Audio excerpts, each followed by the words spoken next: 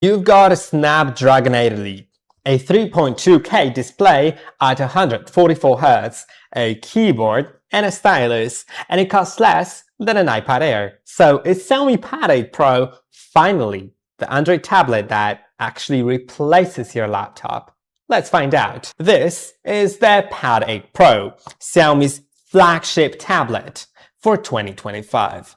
11.2 inches, under 500 grams, 5.75 millimeters thin. It doesn't feel like a compromise.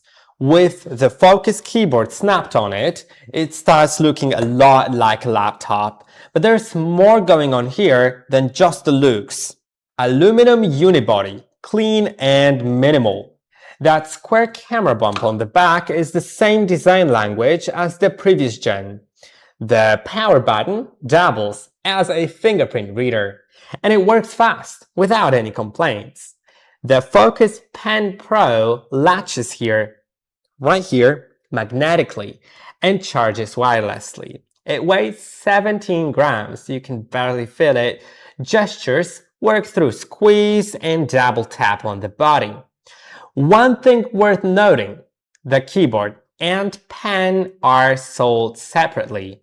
With both added, the total weight goes up to 1.1 kilograms. That's not light, keep that in mind. The elephant in the room, this is an LCD, not OLED, but it's a 3.2K panel. 3200 by 2136 pixels, 345 pixels per inch at 144 Hz. That is sharp. Scrolling is battery. Colors are accurate. Brightness hits 800 nits peak with adaptive HDR. Dolby Vision supported. There's also a matte glass option. It drops reflectivity by 70% for about $30 more. Absolutely worth it if you work near Windows. Yes, I love OLED too, but in real use, you're not suffering here. Snapdragon 8 Elite, same chip you get in 2025 Android flagships, up to 16 GB of RAM, UFS 4.1 storage. Geekbench multiscore sits at around 8700. Real world, absolutely fluid. I ran Genshin Impact, Chrome with a dozen tabs, and a video in picture-in-picture, not a single stutter. HyperOS 3 on Android 16 adds a proper workstation mode, expanded dock, desktop browser, WPS Office, PC version, up to 9 apps. On the taskbar, you can split the screen 1 to 9, watch a video on top, take notes below in portrait mode. That is actually useful. It can even mirror wirelessly to a MacBook as an external display. Cross ecosystem. That's a feature I didn't expect from Xiaomi. 92 mAh battery, 67-watt hypercharge. In real use, 2 full workdays of light usage without a charger. Moderate use with a keyboard, easily a full day, sometimes more. 67-watt charging is solid. Charger isn't in the box though. Keep that in mind when budgeting. So can the Xiaomi Pad 8 Pro replace your laptop? For most things, most people do. Yeah, genuinely. Documents, emails, spreadsheets, video calls, the keyboard setup handles it. Flagship performance with 2 days of battery and a display that's among the sharpest in its class. The trade-offs are real though. No OLED, no 5G, no microSD. The accessories cost extra and they're not cheap. But at its base price, it undercuts Samsung and Apple while hitting flagship tier hardware. That combination is hard to argue with. That's the Xiaomi Pad 8 Pro. If you've used it, drop your thoughts in the comments. I'm curious whether it actually replaced your laptop or whether it's still living in your bag next to one. More tablet and device reviews are on the way. Subscribe so you don't miss them. A flagship chip, a display that can outshine some laptops, and a battery you can rely on. And a price that's significantly lower than Apple's. It sounds almost too good to be true. I tested it as my main device for work, media, and even creative projects. So let's find out if Xiaomi really delivered on this, or if they're cutting corners where it matters.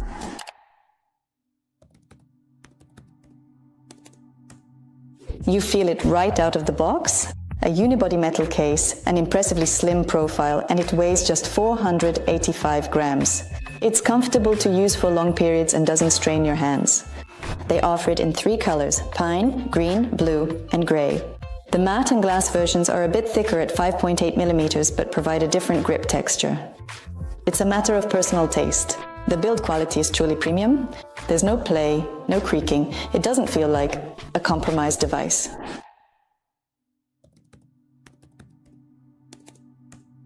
(11.2 inches, 3.2K resolution.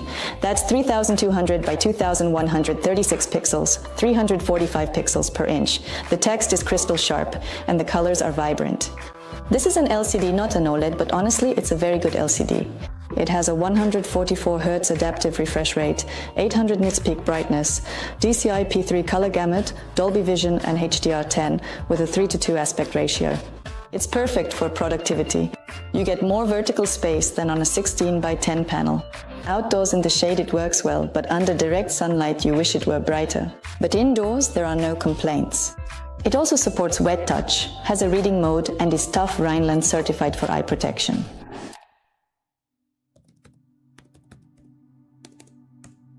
Now this is where things get serious. Snapdragon 8 Elite TSMC 2nd generation 3nm process, dual-core architecture running at 4.32 GHz, up to 16 GB of RAM, up to 512 GB of UFS storage. 4.1. This is the same chip that's in flagship smartphones but in a tablet. It handles all heavy multitasking, exporting large files and demanding games. No throttling during my testing. HyperOS 3 on Android 16 brings true multitasking. Split screen floating windows and workstation mode, which gives you a real desktop-like layout. This is the best attempt to make Android look like a real desktop out of all the ones I've used. It's not perfect, some apps still scale poorly, but it's progress.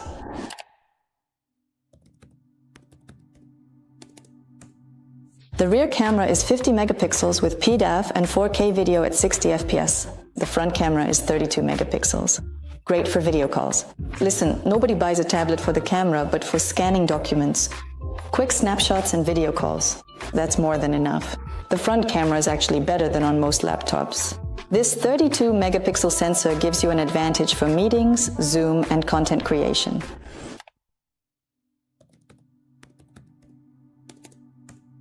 (9,000 mAh is a huge battery. You easily get a full day on a single charge, even with heavy use.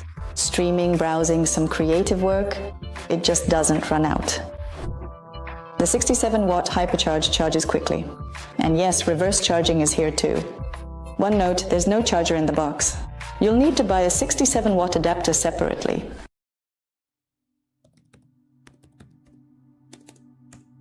Four speakers with Dolby Atmos. They sound great for a tablet. Wide stereo separation, decent bass, and Xiaomi even added a volume boost option up to 200%, so it's very loud. Wi-Fi 7 for ultra-fast downloads, Bluetooth 5.4, USB-C 3.2 Gen 1 with bandwidth up to 5 gigabits per second. But there is no LTE version. This is Wi-Fi only, which could be critical for some people.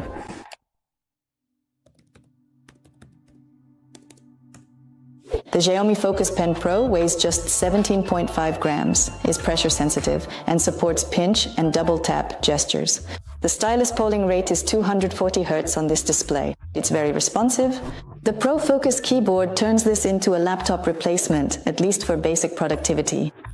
And here's what's interesting. HyperOS 3 now supports file transfer to Apple devices, cross-ecosystem compatibility from Xiaomi. The stylus and keyboard are sold separately, so keep that in mind when budgeting.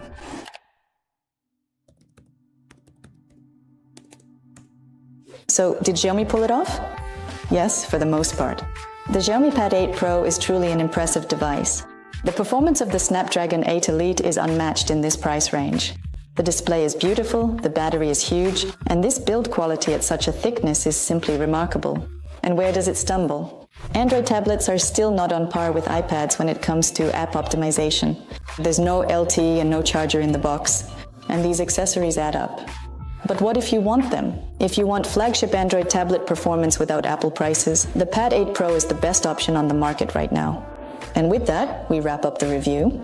If you have any questions, doubts, or suggestions, write them in the comments, leave a like, and subscribe to our channel. Bye. Hello, in this video I'm going to show you 20 tips and tricks on Xiaomi Pad 8 Pro.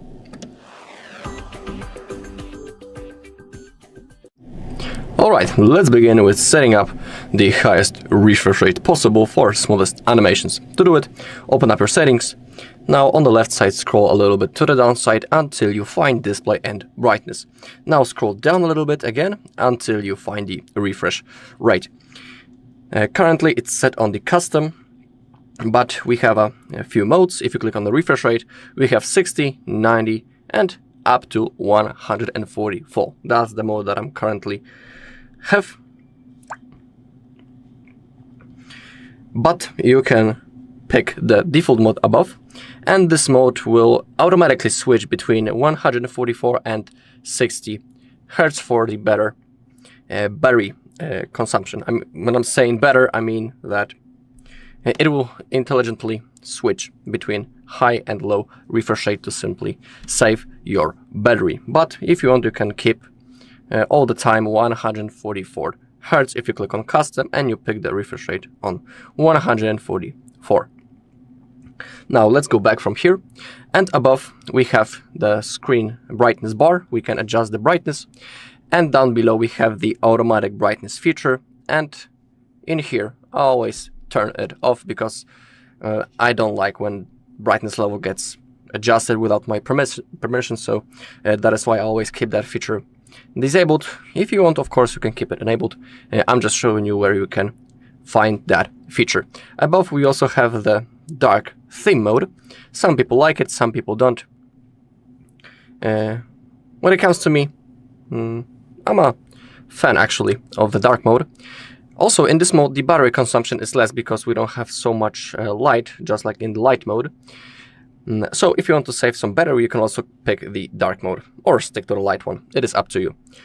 Just for now, for this video, I'm about to stick to the light one. And now let's go into features for tablets right in here on the left side.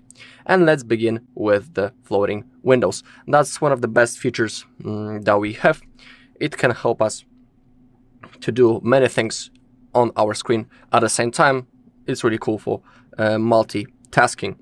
So in here we have a tutorial how to use those floating windows, and we have a few modes how we can open up the floating window, and we also have the split screen. So let's begin with the floating window. First,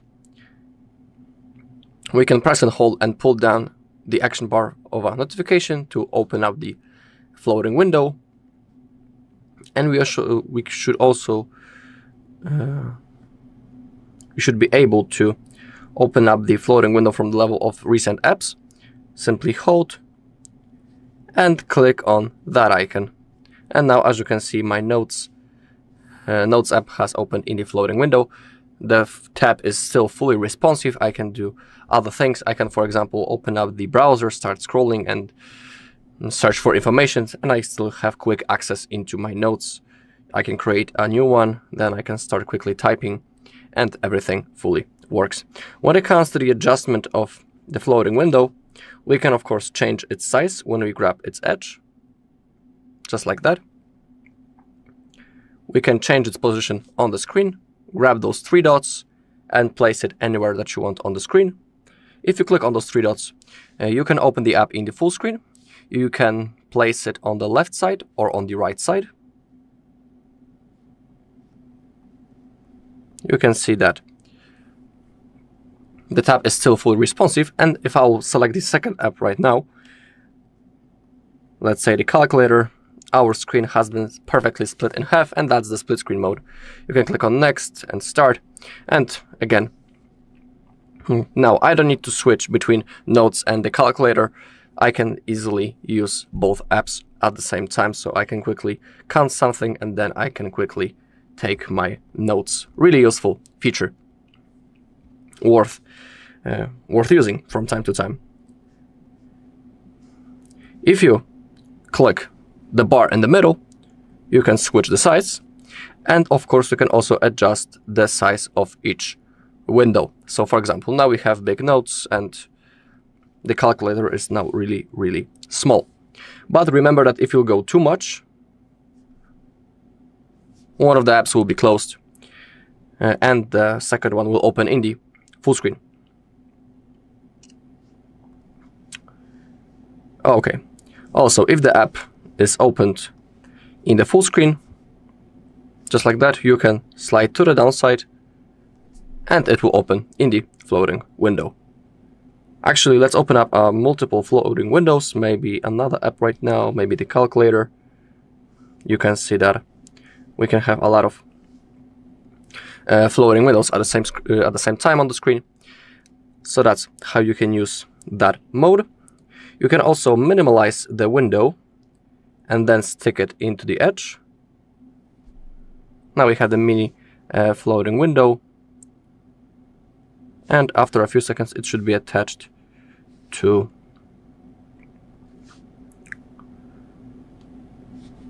the screen edge. In here, of course, you have a whole tutorial how you can use it.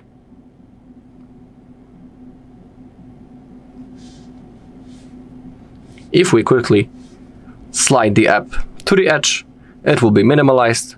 It is now gray. It's still here. To open it up, simply click on that and you can again use your floating window. Now let's open up the settings, because in here, when we go back, we have the workstation. That is also a really cool feature that is available. We need to enable it right in here.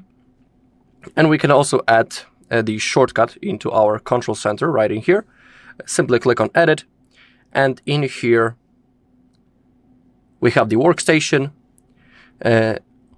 or if I'm not wrong, I think it's automatically right in here, but in your case, if it doesn't, you can go into system toggles and manually click the plus icon to add this feature into your control center. So now let's launch it. Okay, now we are in our workstation. Maybe let me show you the description of this mode. So, tap app icons on the dock to open apps in floating windows. You can toggle workstation mode on and off in control center. So now, basically, when workstation mode is enabled, every app that we will tap on will open in the floating window. So now I have my settings. Now I have the notes. Now I have the messages. Now I have the calculator. So it's like a mini computer. So we can open a lot of apps at the same time, and each will open in the floating window. So we can create our workstation, let's say maybe something like that. We can adjust almost everything. So let's say that in this window I'm going to type messages. In here I'll be taking notes. In here I'll be adjusting the things in the settings of my tab, and here I can quickly count something. Really useful feature. That's the workstation. To turn it off, open up the control center and tap again to toggle off the workstation. Okay, now let's go into AI features. Go into the settings and now click on Xiaomi HyperAI. And let's begin with the AI app boost. As you take a look, we have a lot of features right in here. Maybe let's begin with the AI writing. In here we have a quick description. AI writing helps you organize and improve your text. You can use it in following ways: summarize text to quickly extract key information from long articles, expand text to make short notes richer, polish text for smoother expression, and check spelling and grammar. How to use: open notes and tap the plus in the bottom right corner, create a note, and then tap the pencil icon to get started. So let's click on that, the notes will open, and let's create a new note. We don't need to create a note manually. We can click on that icon, just like it was said, and now we can enter our prompt right in here. We have a few suggestions what we can do. Create a tip checklist, write a speech for an annual meeting, and create a fitness plan. But let's write something different. Let's say, write an article about history of car, maybe something like that. You can also enable the dip thing feature. So now simply the AI will think for a little bit longer, but we will have more information. Let's start. Simply hit that arrow to start generating the text.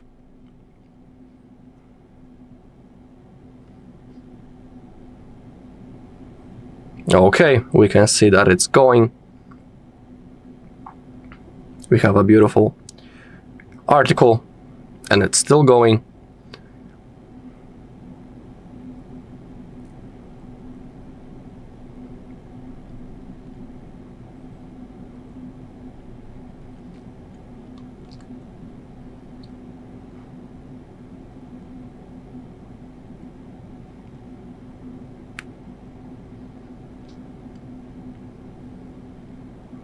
Wow, it's taking longer than I expected, but let's wait until it's finished. I think it's that long because I have selected the dip thing. Okay, we can go back, we can rewrite the whole text, or if you want to save it, simply click on Done. It has been automatically pasted into our note. But now let's do some other things. Let's tap, let's click the A button, and now let's try to maybe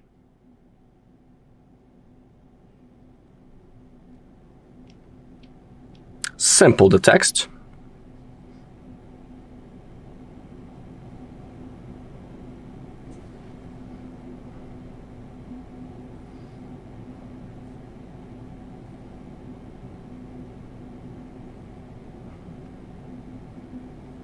Everything is being generated.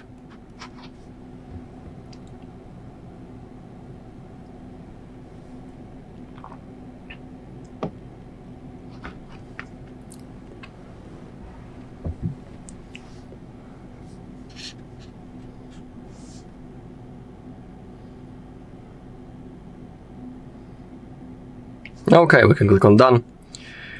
Let's try some other things. We can make it more general, more professional. We can make it more simply or more friendly. We can also summarize the whole text. And maybe let's try to shorten it. Shorten this article.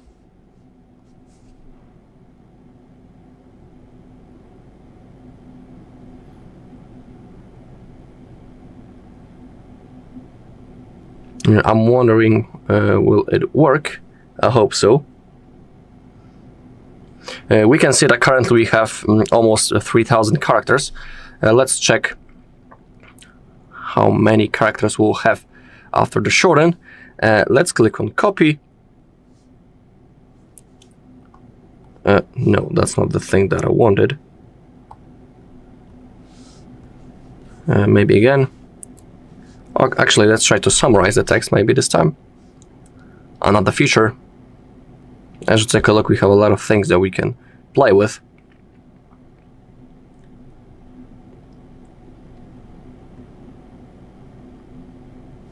Okay, we can regenerate it, copy it, or insert the original. And as you take a look, now we have almost 4,000 characters. So that's the AI writing feature. I highly recommend to try it on your own. It can really boost your productivity, and it's simply fun to use. Pretty useful thing. Okay, let me close those things in the background. And now let's go into settings again. Oh, I don't know why they have disappeared from my bar, but no matter. Okay, back into Xiaomi HyperAI. Because that's not the only thing. That was the AI writing, so now let's go straight into AI art. In here again we have a quick tutorial. Circle a dot to generate beautiful images in a variety of styles. You can also add references to and make modifications to generated images. How to use? We need to open the Mi Canvas app and then tap the plus icon to create a new. So let's go get started. What's with the focus? Okay, now we need to draw something first. So let's say that I will draw a cat, at least I will try. I'm not the best painter in the world, but I hope that it will work. Okay, now we need to select this pencil. I don't know exactly what it is, but that's the thing that we have to select. And now circle the object. Okay, in here we can add the references, add description, and also change the style. We have watercolor, 3D cartoon, anime, heritage, ink painting, retro animation, and also the cyberpunk. Maybe let's select the cyberpunk. We can also add the description. Let's say the cat sits in space ship. Okay, you can also add the references. We have faces and the poses. You can add them from your gallery. Same thing with the poses, but it's not necessary. Now we don't have any button. We just need to simply wait until it's generated. It might take a few seconds, so we just need to be patient and wait until it's finished. So let's keep waiting.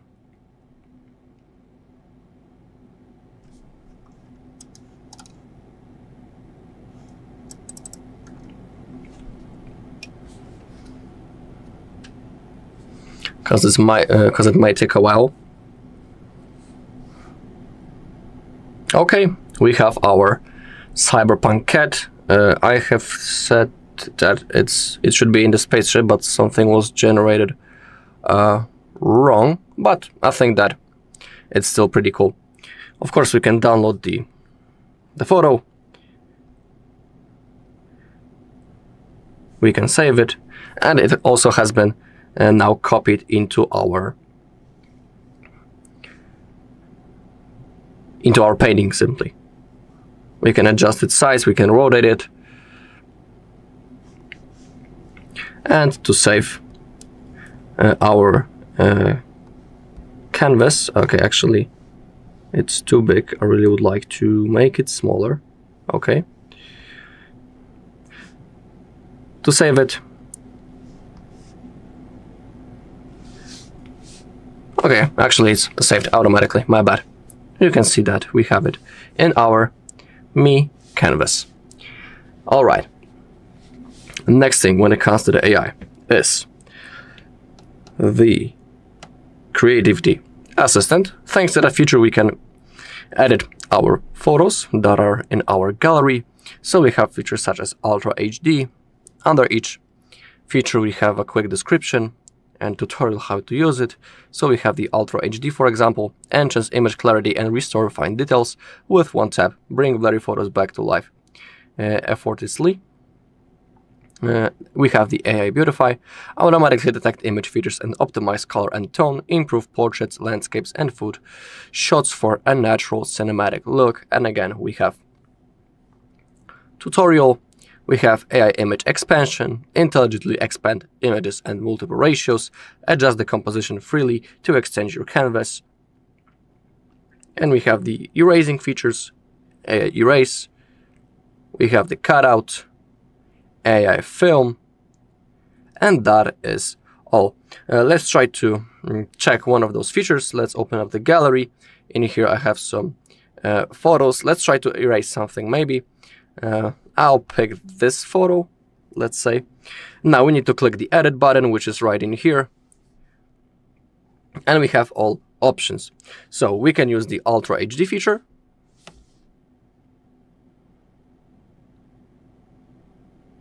Maybe in base of that photo, the photo won't be that enchanted. Maybe if it would be a photo, I don't know, outside or a photo of some person, it will look better, but that's how we can enable the feature, the Ultra HD. It's under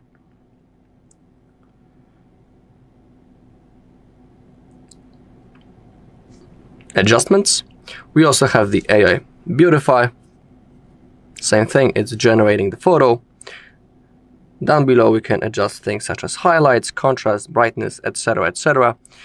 We have the crop. We can rotate the photo, make it horizontal, vertical, distort, or we have the free edit. We have the bar on the right side, and we can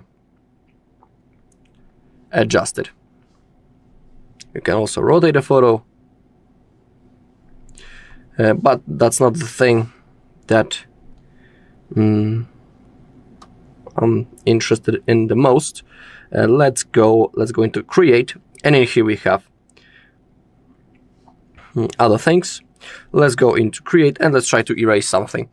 We can remove objects, people, reflections, and we also have the manually feature, and we can now manually select what things we want to erase. I want to remove object, let's say, and let's try to remove this logo that is next to the keyboard. We can circle the object or wipe it. Let's use the circle function, and let's try to select it. Okay, you can see that the area has been selected, and now to start erasing, simply click on start.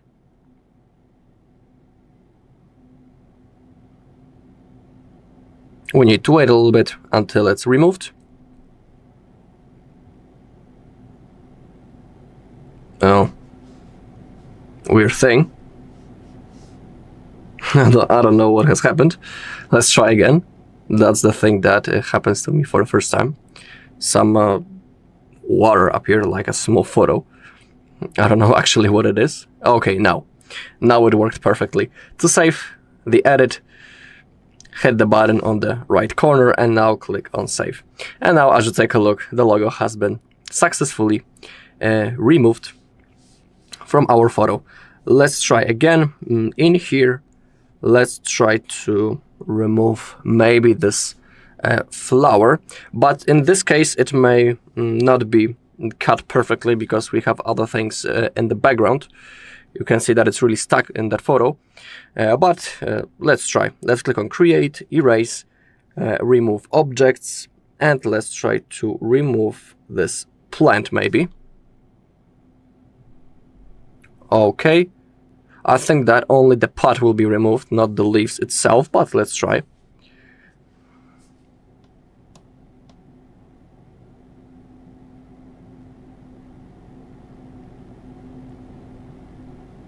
Yeah, just like what I thought. Oh, actually the pot has been changed. Wow, weird thing. So maybe let's go with a different photo, because just like I have said, it's I think it's too stuck. Okay, in here we have this small pad, and let's try to remove it. So again, the edit, create, erase, remove objects, and let's try to circle it. All right, and let's click on start. I think that in this photo it will work perfectly.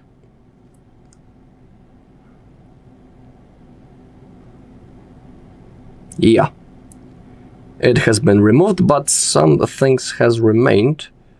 So let's try to circle it again, and let's click on erase, because you can see that some things has remained. I hope that this time, yeah, this time it has been removed. To save it, click the button on the top right corner and then click on save again. And you can see that, okay, we still have some remainings, but the whole pad has been removed. Okay, let's go into other things, other AI features. That was the creativity assistant. So now let's go into speech recognition. This feature is for our recorder app. We have the transcription, we have the distinguished speakers, we can summarize the text, and we can also translate it, and that is the thing. So let's launch the recorder app, and now let's create the new recording. Okay, so to create a recording, we need to click this circle right in here, and now it's already registering my voice. We can see this chart right in here that I'm speaking, and it's simply registering the voice, and you can see that the speech recognition already works. We have the speaker 1, which is me, and it's automatically generating the subtitles, and yeah, that's how the speech recognition basically works. Of course, after that, we will have this whole conversation and we'll be able to copy the text and simply take a look at it. In here, we can also quickly change the language. Currently, it's English. Let's try to select maybe French for now. But I think that, now it's looking for French language. It's not translating yet. Yeah. So let's go again into the English. To stop the recording, again, hit the button. It has been saved right in here. Of course, we can. Of course, it can be played, and we have our whole text in here. If you click on that icon, you can change the language, but currently it's transcribing and summarizing the recording using AI, of course. Currently we have only 2%. Oh, actually it's finished. We can tap to refresh. We have this beautiful preview. Yeah, now let's use the translate function. Let's try to select maybe Italian. Oh, it said a network error. Weird thing. Let's try maybe the French right now. Okay, translated successfully. And everything has been translated into French right now. We can see the original language, and down below we have the next sentence, and it's now translated into French. Of course, you can transcribe the recording again, you can save it to notes, you can delete the recording, but that's not the thing that we want, and we can also, of course, select everything and copy it, just like that. Already works. Alright, that was the AI the speech recognition. The next thing is the AI translate conversation. It is also a really useful feature. In my personal opinion, it works really cool. Let's say that we are on a trip in a foreign country and we want to speak with someone who doesn't speak English simply. And that's when the AI translate conversation feature comes with help. But as you take a look, currently we don't have any information. We cannot turn it on. It's not an app or anything like that. We cannot find it in the app drawer or in the settings. It's a little bit hidden, but don't worry. You just need to open up the control center, then click the edit button. Normally, it's not in here yet. You have to add it from this list. Simply hit the plus button and it will appear right in here. As you take a look, in my case, it's already added the translate conversation feature. So let's launch it. Boom. And now we are ready to start the conversation. Select the first language. Let's stick to the English, and the next language may be Greek this time. So now you can also change the layout. We have vertical or face to face. Pretty useful thing. So now let's say that I'm an English speaker, so I need to use this button, and I'm talking to a Greek person, and if he wants to reply, he needs to use this button. He says a sentence in Greek and everything will be translated into English. Of course, it works in both ways. So, excuse me, where is the nearest gas station?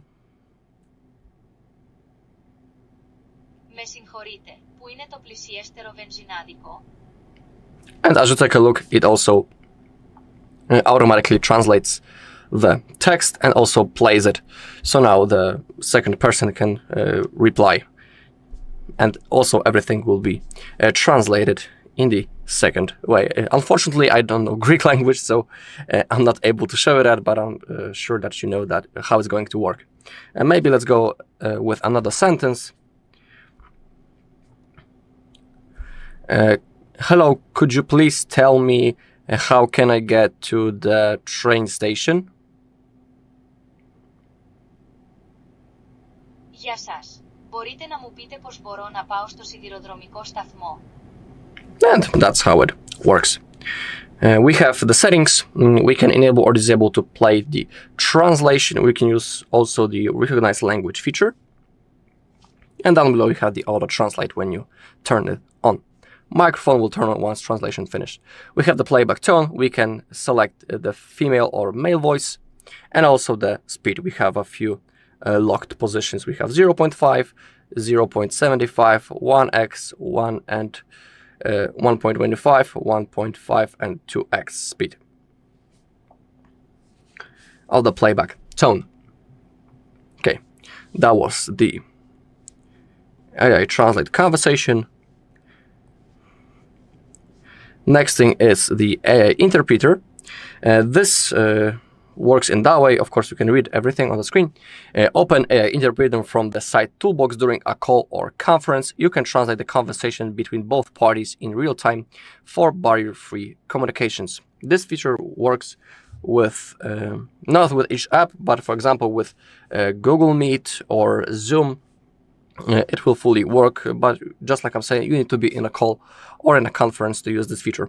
Also, it tells us that we need to turn it on from the side toolbox. To find the side toolbox, you need to go into the settings, then scroll down and click on additional settings. And in here we have our side toolbox. Enable it right in here. We also have the in-game shortcuts, video toolbox, and conference tools. So you just need to enable it right in here. Down below we have the video apps that we can manage. In here you can also enable the apps in which you want to use the side toolbox. For example, the Spotify, just like I'm saying, the Zoom, Google Meet, which is right in here and it's turned on. So now let me show you this side toolbox real quick. Let's find the Google Meet. It's right in here. The toolbox is right in here. We have this small thin bar. We just need to slide to the right side, and in here we have our features. We don't have that AI interpreter yet because I'm not in a call. If you'll be, it will appear right in here. Okay, back into the settings.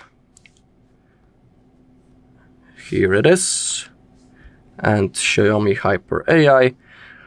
And the last thing in here is the AI subtitles. That's the thing that I want to show you.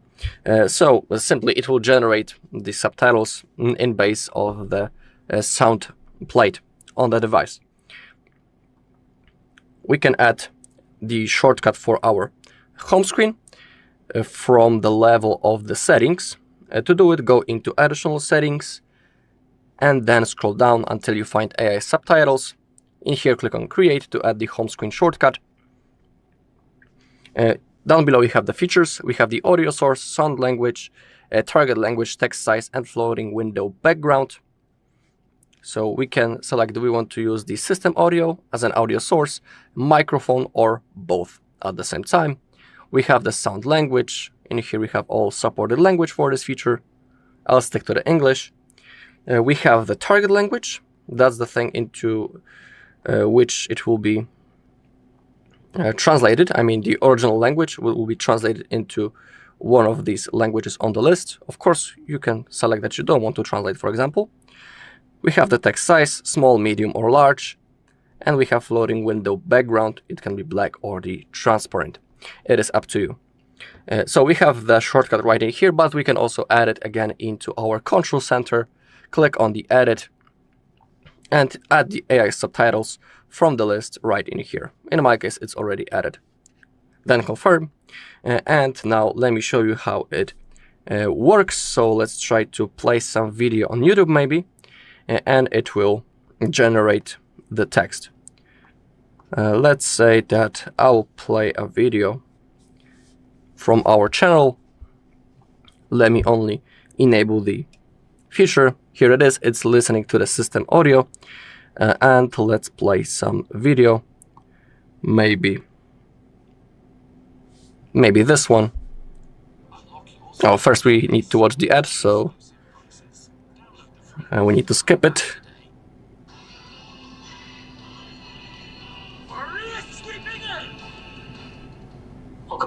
In front of me is a Huawei Pura 7D Ultra, and today I will show you how you can hard reset this device through recovery mode. Now, with that being said, performing such a reset will also allow you to get rid of a screen lock if you have one set that you don't know. Now, be very wary of that. If you have a Huawei account signed in on a device, it will become locked, and when you go into the setup of the device, you will be forced to verify the screen lock or the Huawei account to finish up the setup. So now we can take a look how it works. It's simply generating the text based on the audio. You can go into the full screen also,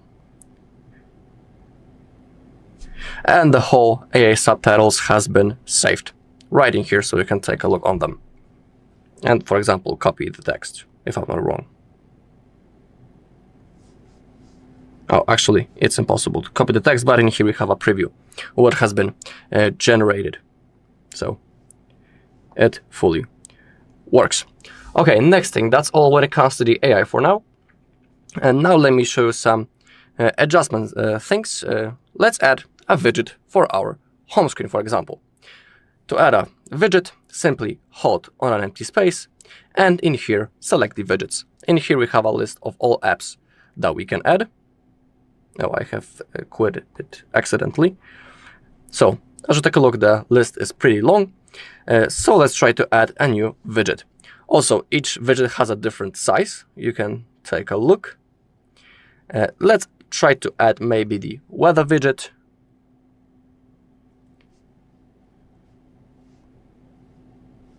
Okay, first I need to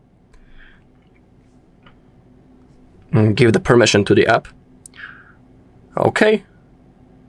And now our widget fully works. It's right in here. It's pretty transparent, so that is why we can barely see it. So let's try to add another one. Again, widgets. Maybe, I don't know, the Gmail. Simply tap on that. Oh damn, what? Okay, different app. Okay, maybe the calculator. Maybe it will work. Okay, here it is. So you can grab it, place it anywhere that you want, but remember that each widget requires some free space to add it. Now, if you want to save it, click on done, and now we have a quick access into our calculator. You can see that it's fully responsive. Okay, that was the widgets. That's how you can add them. Let's go into the settings next to it, and let's set a different transition effect. In here we have all transition effects available. We have the slide, which is the default one. We have the crossfade, but let me go into that page so we'll be able to see the difference. Transition effects.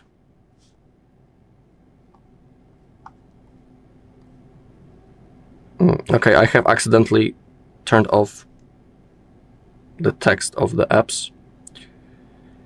That's not the thing that I wanted. Transition effects. So yeah, we have the slide, we have the crossfade, we have the tumble. It annoys me that sometimes it turns off automatically. I don't know why. We have the page, the cascade, the rotate, and the cube. If you want to save, click on done. And now we have the cube effect for the transition. That's how it looks like, the cube effect.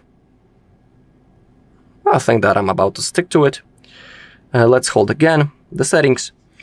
We have fill cells of uninstalled apps. That is also a pretty cool thing, worth enabling.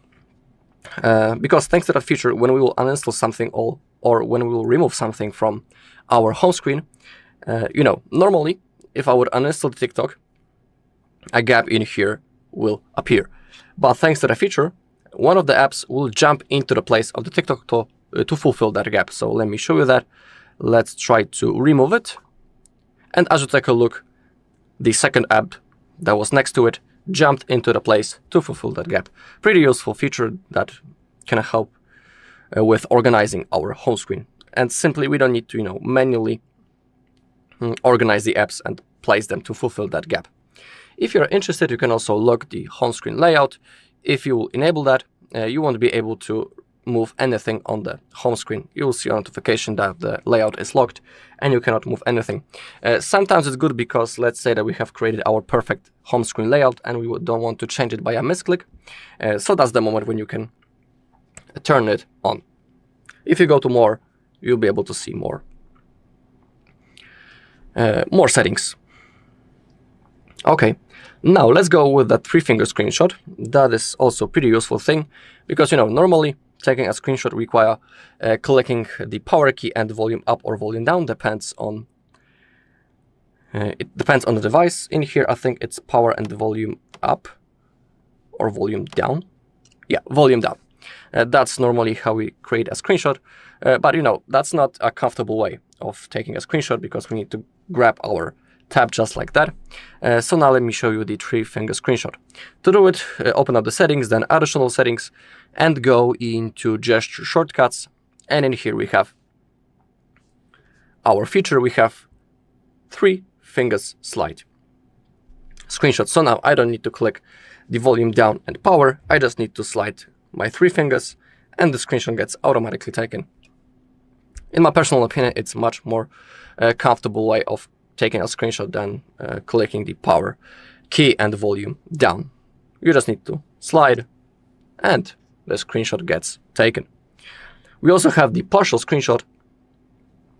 We just need to hold the 3 fingers on the screen and we'll be able to select the part of the screen that we want to take a screenshot of. So simply hold 3 fingers on the screen and now select the part of the screen that you want to take a screenshot. So let's say I want only this part.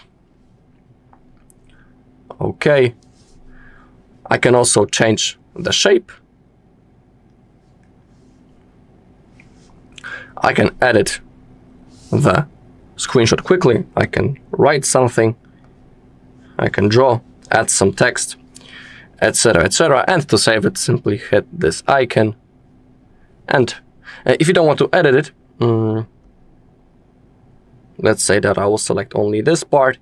To save it, hit the button and it will be saved in our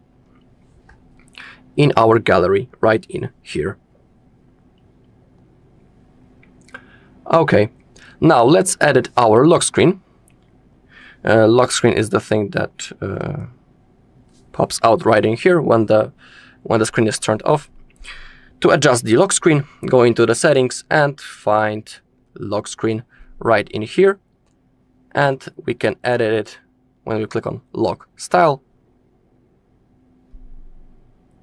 In here we have a current preset. If you slide to the left side, you can create a new one. Click on new set, select the screen. Of course, you can customize each one. You can change the effects for your lock screen, add the blur effect, add the matte effect for certain things, or you can keep it original. You can change the clock style. For example, this one. You can change the font. We have the effects for our clock currently. We can change also the color. And also enable the feature to use separate colors for hours and the minutes.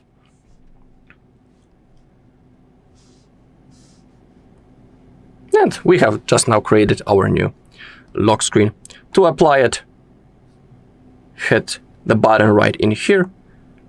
And we can also change something right in here. Of course, you can add the photo from your gallery to use as a lock screen. To do it, click on local photos, click on allow all, and the gallery appears. So let's try to add the photo of our cat that we have generated before, and that's for our home screen currently. So let's add it also for our lock screen, just like that. Click on apply, and it has been successfully set. Same thing with the lock screen. Pretty cool thing. Okay, and now let me show you the last thing, how to create a backup of the data. That is one of my favorite things, because I don't want to lose any of my data. That is why I have backups. To create a backup, we have a few methods. In my personal opinion, the Google backup and the Xiaomi Cloud backup are the best options. To create a backup, open up the settings. Let's begin maybe with the Xiaomi backup. To do it, scroll down and click on Xiaomi account. Of course, also to use all of the AI features, you need to have an Xiaomi account and you need to be signed in. To create a backup, now click on Xiaomi Cloud. If you are turning it on for the first time, you also may have to give permissions for certain apps. Simply click on add, or like give permission, etc, etc. I'm sure that she will handle it. Now, to create a backup, you need to have some free space in your cloud storage. And now click on backups, click on allow. And to create a backup, hit the button. The process will now begin. You can see that this will take from 5 to 10 minutes. And everything will be stored in the cloud of our Xiaomi account. If you want to restore a backup later in the future, for example, on your Xiaomi phone, you need to sign in into the same Xiaomi account, and then you'll have option to restore the backup. We are almost done. We have 90%, so let's wait until it is finished. It shouldn't take much time. Like, you know, we are already at 90%. So let's keep waiting. Okay, backup successfully, click on done. And that is all. If you want to restore it, for example, again on this device, click on manage cloud backups. It will load and you can click on restore data. Okay, that's the Xiaomi backup. To create a backup from the Google, go to the upside, it's on the About tab, click on backup and restore. You can also create a backup locally, but I'm not a huge fan of it. Let's go into Google Backups, click on backup. To do it, you need to be signed in into your Google account, of course. Select photos and videos and other device data and click on confirm. It needs to look exactly like that they are enabled. If they are not, you can also manually click and turn it on right in here. And when it comes to the Google backup, if you want to restore it later in the future, you need to be signed in into the exact same Google account on which you are making the backup. In here, you can take a look into which Google account you are currently signed in. And also, you need to have some free storage space. To start the process, simply hit this big green button. The whole process will begin. You can see that in here, in that place, a small circle appeared and it's going to slowly fulfill. Basically, when it disappears, it means that our backup has been successfully created. And we will also see a notification on the bottom of the screen if everything goes just like it should. So now let's wait a little bit until it's finished. Actually, I'm about to speed up the video a little bit. And I'll see you in a second.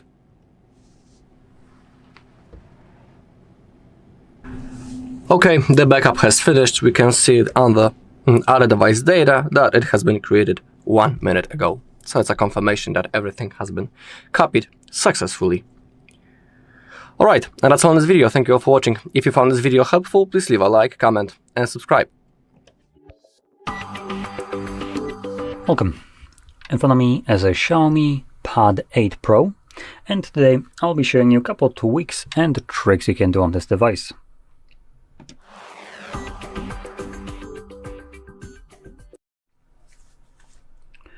So I'd want to start off this video by just quickly mentioning that these won't be anything like super complicated.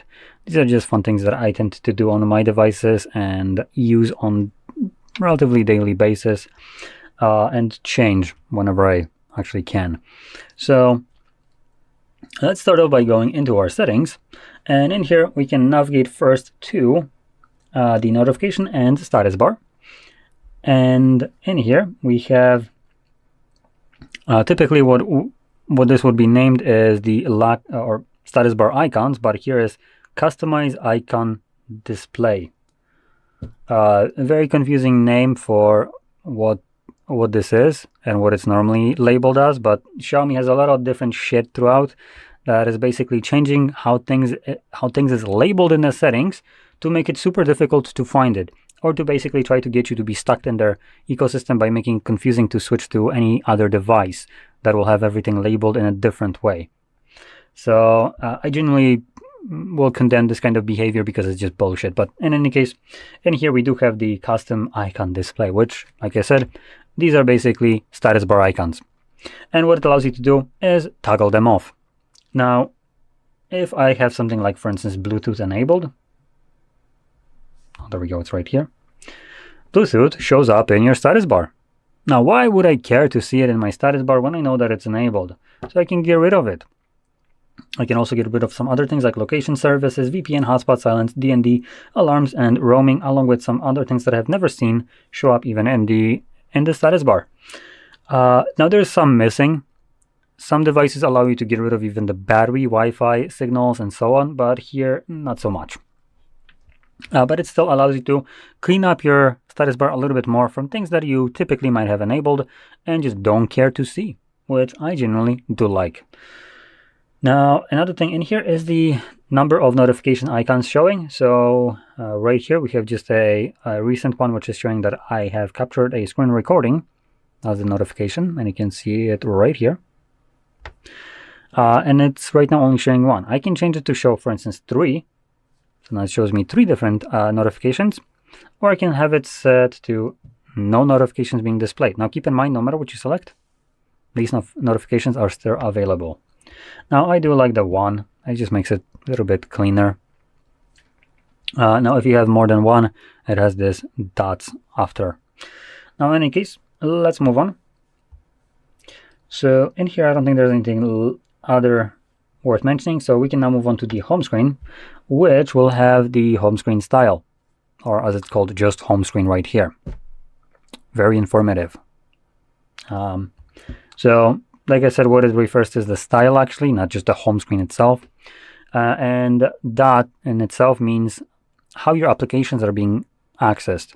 So classic one has all your applications on the home screen on different pages or folders, while the app drawer gives you the ability to have an app drawer, meaning that when enabled, not every icon will be visible on your home screen. You can get rid of all of them if you wanted to, but all of them will be available to you in here. And while we're talking about this panel right here, the app tray, there is one more thing that I really like about Xiaomi devices, though I do believe they should improve on it to make it even better, which should be relatively easy. So they do have in here categories. You can see them right here. So we have things like communication, entertainment, photography, tools, news and reading, lifestyle, and so on. Oh, okay, this is actually all right here. Typically, if you, I believe, let's try it, move it into this kind of orientation. Yep, it's scrollable, as you can see. So in here, it's not scrollable because that's all that there is. But depending on how you're holding it, you might want to change these names, or for instance, edit, add, remove some of the categories. So you can click right here on this gear and then select manage app categories, and we can get rid of some of them as well as create custom ones. Now, I personally would recommend, if you're trying to do this, to once you add some applications, to just add a couple, there we go, to name it either with something very short so it takes much less space. So as an example, you can do any kind of wording, or alternatively what you can do is look for where is it? You can use emojis right here. So we can pick basically anything from here. So let's say maybe I would be looking for something like favorites, and I can make a heart, right? That's pretty accurate to a favorite kind of thing. Now, obviously, you can find other things. You can also find these typical like keyboard symbols. I don't know how they're actually called, but I'm not referring to emojis. They look more like a text kind of thing, but it is basically a symbol. So you could use something like that as well, though you would need to basically search for it, as I don't think you can access it through keyboard. So you need to do like a Google search for whatever you'd be looking for, and then copy and paste it, as Google will just give you this as a text, right, to copy. And anyway, once you create one like this, you can go back. Let's close that up. And you can see now we have our favorites tab right here, which we can access everything that is in here, as well as other ones right here. Now, when it comes down to the ones that are created by default, the communication, education, and so on, applications get sorted into them automatically. But for the ones that you create, like the favorites, you would need to actually manage this yourself. There is a chance that maybe we can just, oh, never mind, we can grab it and move it on. Now, I would have loved if Xiaomi could improve this into something, for instance, like the Smart Launcher has. Just to give you an example, so Smart Launcher, it's one that I personally just love to use. Here's the app tray basically, and it has categories at the bottom, so I can just start flipping through them, and you can see it just has all the categories, their favorite, and it's by icons right here, making it a little bit nicer, more compact to navigate through, giving me a bit more room to select them. This here is not that big of a pain, but when you're using this on a phone and you need to scroll through this list to find specific category, it is kind of a pain in the ass. Anyway, let's move on. So next we have display and brightness, and here we have the light and dark mode. With the dark mode actually giving you, I believe, a little bit better battery life, as this is, if I remember correctly, using an AMOLED display. You also have the option to select dark mode to be automatic, and you can have it from sunset to sunrise on a custom timer. And additionally, you have option to turn it on per app individually.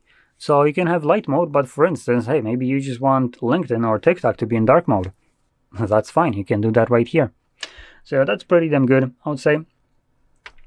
And let's go back in here and move back. And further down the list, we also have things like color scheme, or basically saturation of your display, or colors more like. And we have, what was it? What did it say that is enabled? Can just a reading mode. Oh, reading mode is enabled. Let's try to turn it off. Where the hell is reading mode? Floating windows, no.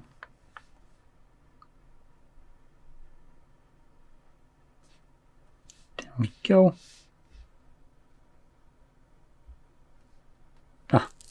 Okay, so now it's off. So now that it's off, I can actually adjust these. So you can see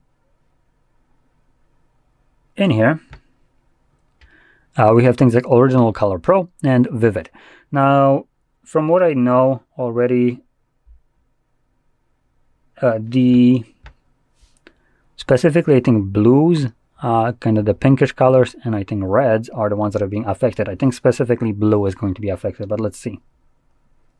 Oh no, it actually looks like the pink colors and orange is being affected. So you can see changes here and here.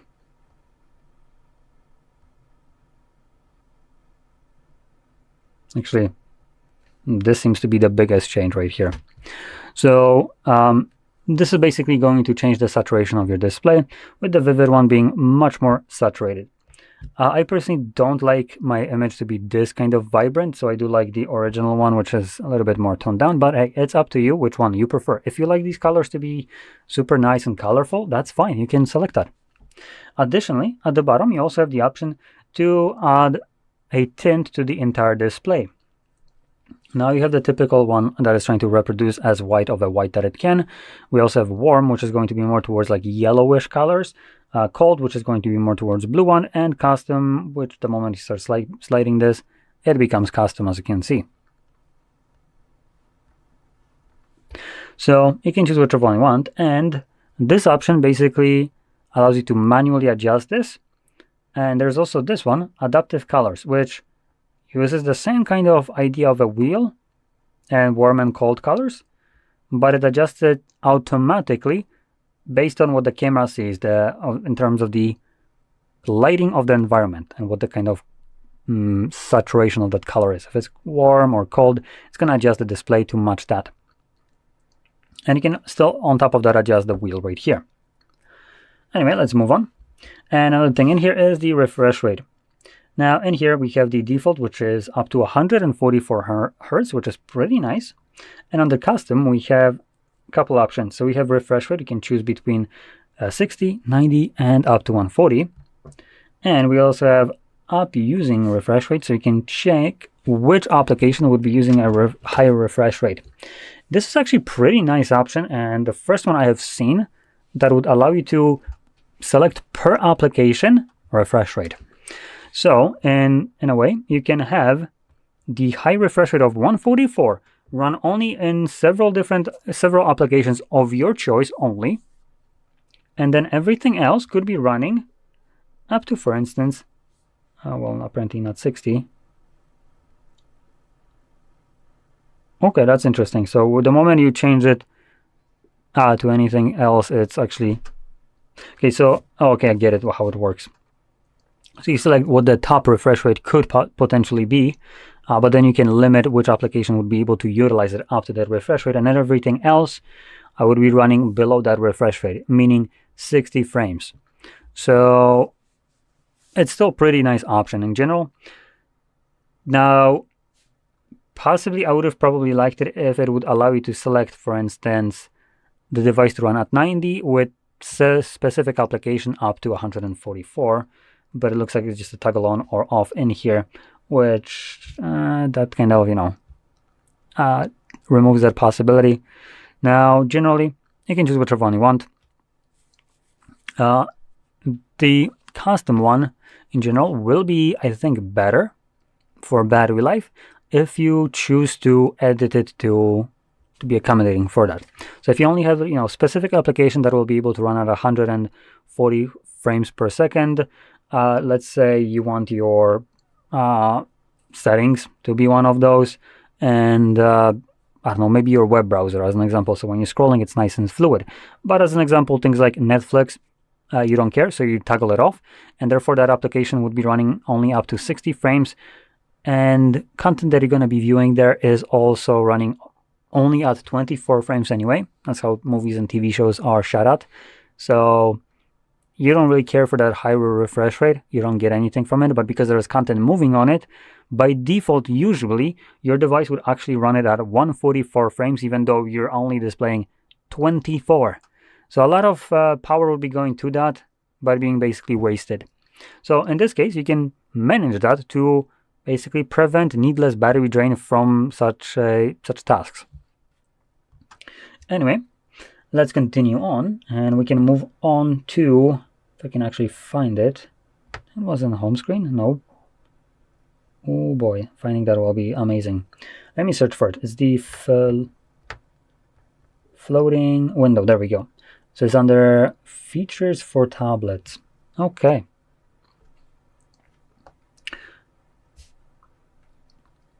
Okay, so we don't, again, I was kind of looking for a phone version of this, which allows you to add a little bar at the on the side.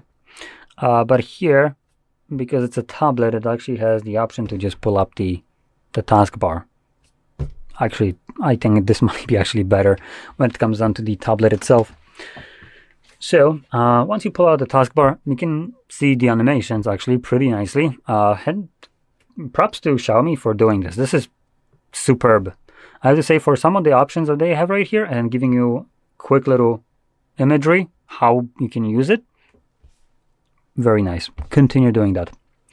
In any case, I can quickly see from here, we can just open up some applications by just dragging them like so, dropping them, move them around. We can also click on it, split screen it, so side by side only. And you can also do side by side. Oh, I don't want to, oops. Let's go back to this. How it was, there we go. So you can see, you can move it around. You can also resize it right here. If you move it all the way to the side, it gets changed into this app head. And on top of that, we can also add, let's just say, another application. Although I don't know if we can split screen with settings. On the phone, you can't for some reason. And yeah, we can't. So here again, the split screen for settings is unavailable. Beats me why, but it is what it is. So I'm going to split screen with the browser. And now we have two different applications running at the same time. Oh, running is maybe a little bit of a overstatement, as it basically had a login page. So you can see we can use literally both of them at the same time. And on top of that, I can still bring up this window, which also is usable. So all three are usable at the same time. Now, if I remember correctly, you can't have more applications open, at least in the pop-up view. I think it's just going to swap them around, but let's check. Oh no, we can. So now we literally have... Okay, I guess we are exceeding the amount of inputs that it can do. Oh, no, never mind. No, okay. Yep. Only 3 can be moved at the same time. Now, it's not like this is a problem, honestly. But you can see you are relatively free to open up plenty of applications at the same time and just, use whichever one you want. Now, when you move two applications to the side, you can see that they both are visible right here, so you can just interact with them individually. There we go. So, also interestingly enough, both of these applications, as you just seen, have their own gesture to go back home. So if sorry, that's the same one. Let's do this split screen. So you can see both of them have the home bar right here, so you can swipe up only one of them home and then open up something else. That is a new implementation that I haven't seen before, and actually it makes it super nice. Maybe you just want to quickly swap between a different application. Traditionally, what you would have done is close both of them and then try to start from the beginning, or you would have to bring up the side panel or this one and then drag the application that you want, and then do the split screening like that. Now you can just close one, find it on your basically fully fledged home screen with everything on here, pick another application, and as long as you don't pick one that isn't supporting split screen like I just did again, it would open it up. So anyway, pretty damn good kind of features right here, and nice improvements in general to the OS and multitasking specifically. Now, one more thing that I do want to talk about is, let me just quickly check it's enabled. Yes, of course it is.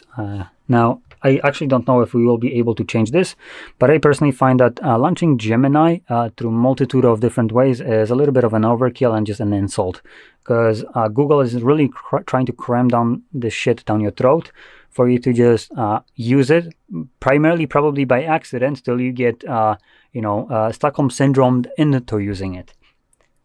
Go F yourself, Google. So what you will see is that you can launch it from a corner. That's one.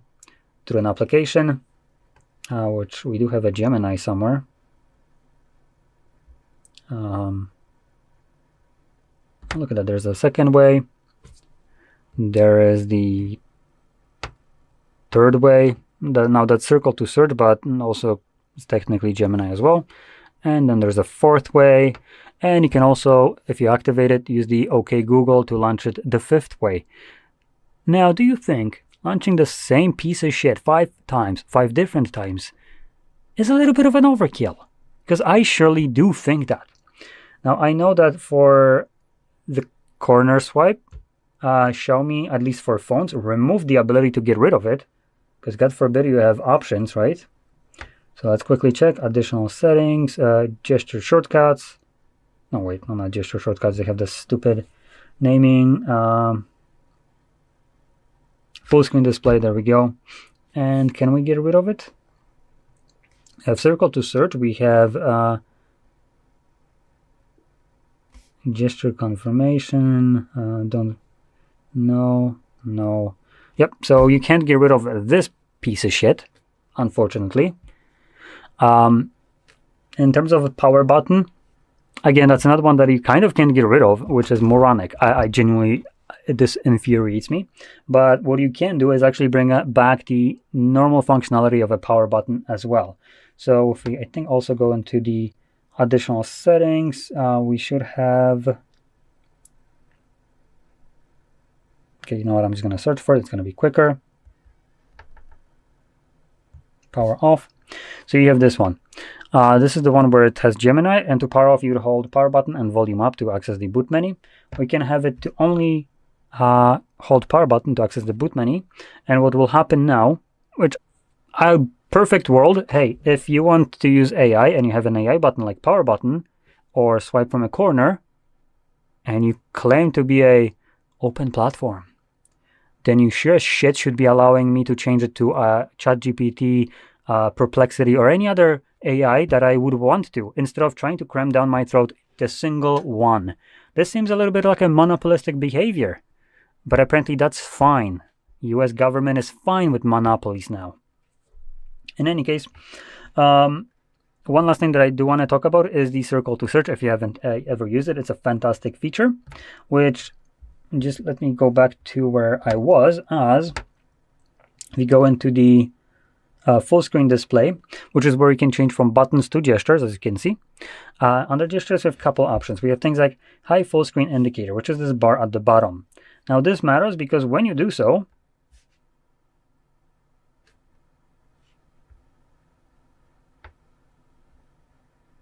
no, I didn't want to press on that. Go back here maybe. As you can see, when you turn it off, Circle to Search no longer works. Which is kind of moronic design, again, considering Circle to Search require you to press the bar at the bottom. Now, if you hide the bar, which is a gesture bar, by the way, then a gesture of holding the bottom of your freaking page seems to go completely vanish. Because how would you know where to hold the bottom of the screen? It's not like it's at the fucking bottom of the screen. So that literally pisses me off, because you're forced into having this bar visible always, so you can activate the Circle to Search. And counterintuitively to the name of the feature being Circle to Search, you don't actually circle to search, as you can see. You have to hold the bar right at the bottom. There we go. And when you do, it launches the this feature. Now the feature, again, being named Circle to Search is kind of also idiotic, considering I rarely do Circle to Search things. For instance, I will more often use this for copying text that usually you wouldn't be able to copy from, for instance, settings. It's not like you can hold the text right there and then copy it and paste it, right? Which would have been freaking fantastic. But you launch Circle to Search and world is your oyster. You can literally just select it by diagonally swiping on it.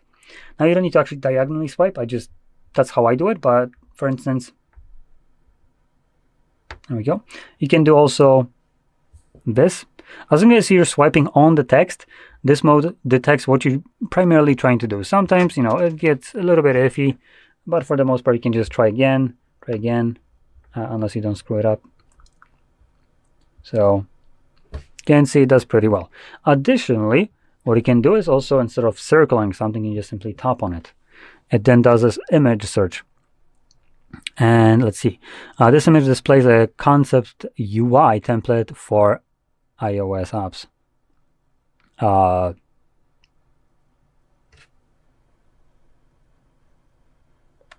me just try to move this to the other side. Can you piss off? Oh, there we go. I guess I can do this. Let's try this.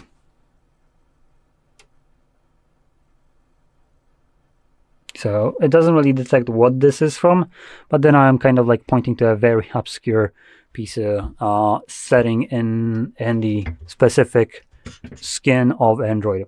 So other than that, you can select other images. So let's just say if I want to do it right here. No, let's select, I just want to click on this. There we go. Let's get rid of so it doesn't see the settings, and it finds it, so you can see it's a setting application icon, whatever. Those are pretty simple, let's be honest. So let's kick it a notch. I'm gonna actually, let's do this. It's a watch. This one is, in my opinion, usually the harder one, as watches tend to just look how they look, right? But they all have their specific model numbers. And some of the watches look very similar to each other, right? They differ by just color of the faceplate right here, or just by some minuscule kind of details like the complications if it shows you the day of the week and for instance the date and so on. And based on that, it changes completely what the watch model number is. And finding specific one that you might be looking for sometimes becomes very difficult. So let's see what we can do right here. So the best way for me, at least one that I like to do, is open up your photos.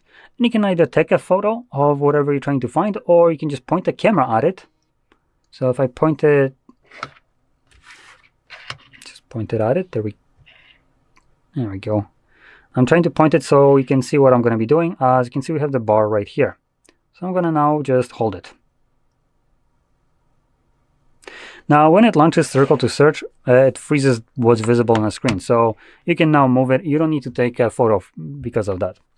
And now I can just simply click on this. Oh, I clicked on the text. Now, I do want to shorten this to just show the face of the watch. And hey, look at that. It automatically finds it. And it shows you the model number. So TW2V24800. Let's quickly check. We have it at the back. TW2V20. Come on. So it's right here. 24800. 24800. This is the exact model that this is. And it did it just by looking at the design of the watch and quickly distinguished the colors of it, what's on it, the complications, and how it looks like, and found the exact model that you can purchase. Which, actually, funny enough, this is the exact one that I purchased from this place, from this seller. I know because of the image. But you can see we have other ones like green ones, so it also shows you the same thing. So yeah, it finds it pretty damn easily. And it is super great in terms of some things that you wouldn't really know, but because of, image search and details that you will find on the whatever that is, it's going to do a pretty damn good job.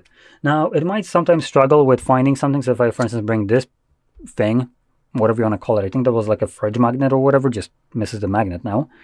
If you point the camera at this, I mean, it's just a shape.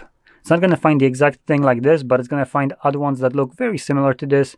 And just to kind of showcase this, I will do that right now, just so you can see the potential limitations of this.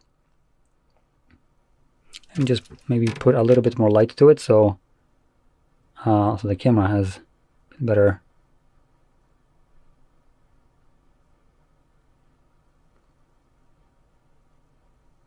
I guess it didn't matter as it still adjusted it. Great.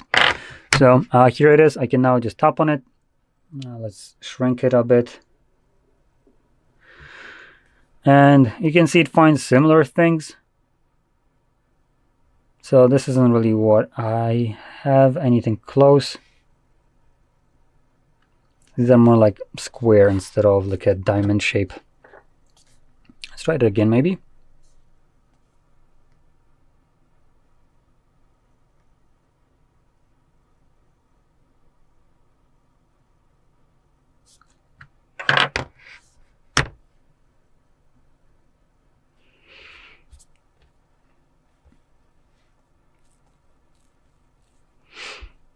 So again, it's kind of struggling in finding the exact thing. Now this is actually, I believe, because of the exposure on the photo, as it is being changed when you hold it. So in this case, it actually might be easier for us to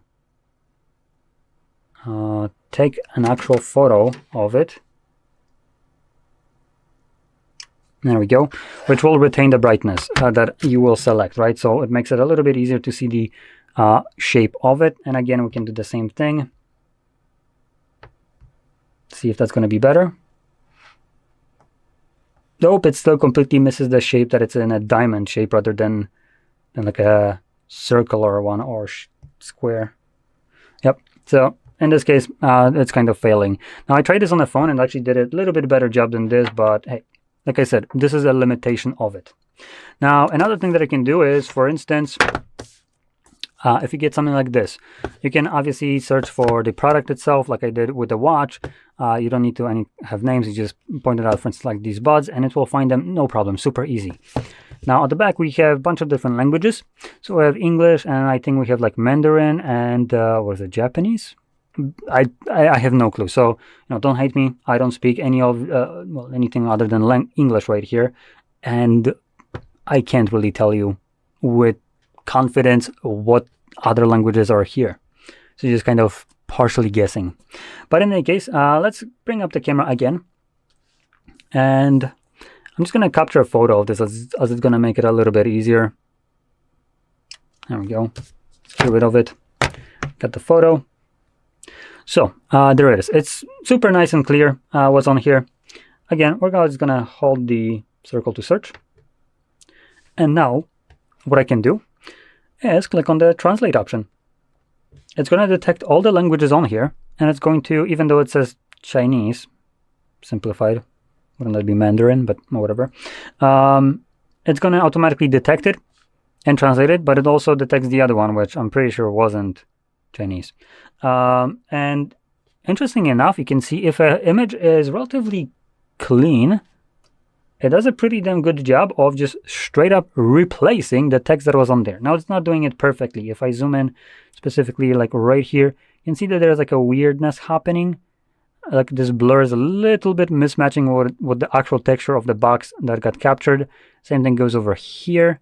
So you have this field right here, which is just weird, like weirdly differently blurred.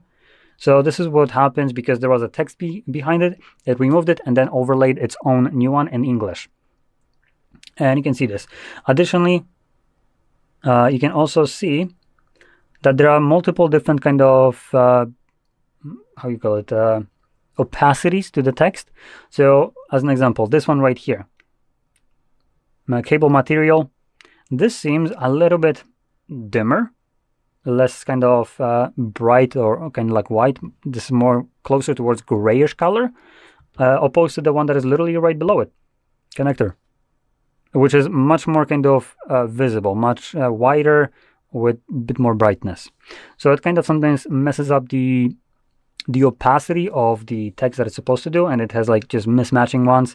So this isn't as pronounced on the video that I'm showing you right now, but in person you can clearly see that this is different.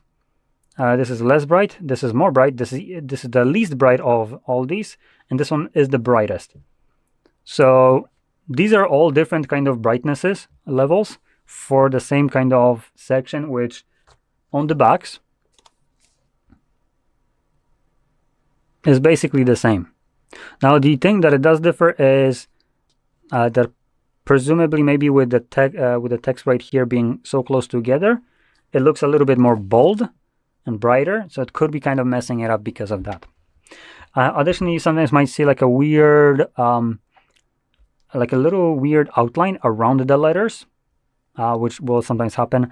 Obviously, this is just due to a photo. If you want to have it like super nice and visible, just capture a better photo. But in general, as you can see, it does a superb job in terms of just translating the content, overlaying it, and making it look like it's from here. So yeah, one more thing that you can also do with this, and last thing, when you hold it, the last thing you have in here is also the music.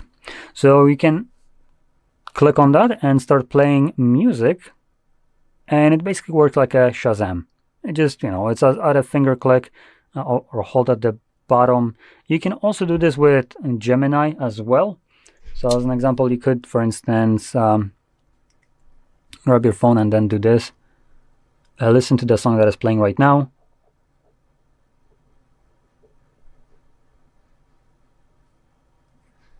And as you can see, it tries to look for it.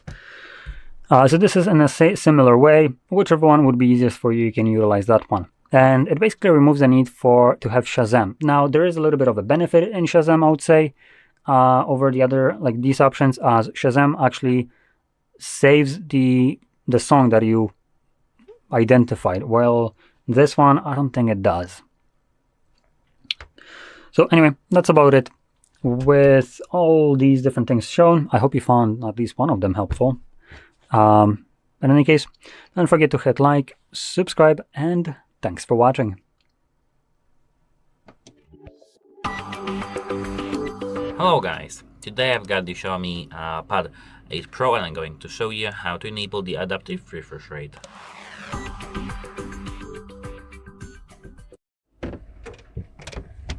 So first open the settings, and here now you need to go straight to the display and brightness over here. Now here scroll down again till you see refresh rate. Tap default to have the adaptive based on the scenario that is in the background. And actually that's it. Hope it helps you and have a nice day. Goodbye. Hello guys. Today I've got the Xiaomi Pad 8 Pro, and I'm going to show you how to set up the 200% volume boost on your Xiaomi Pad 8 Pro.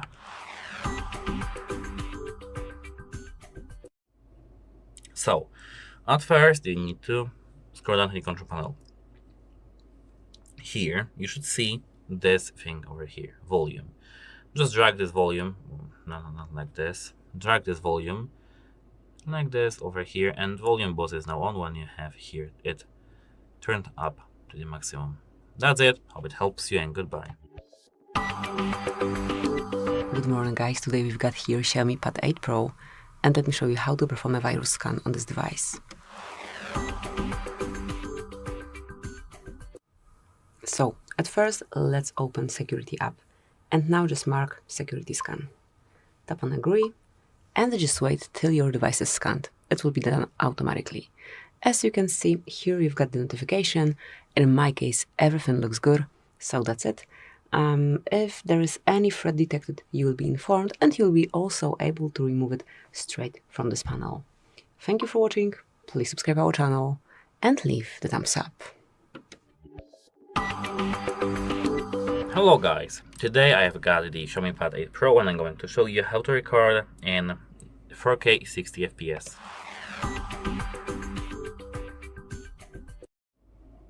Of course, I mean the recording using the camera. So, at first open the camera application, and now once you're here, open video.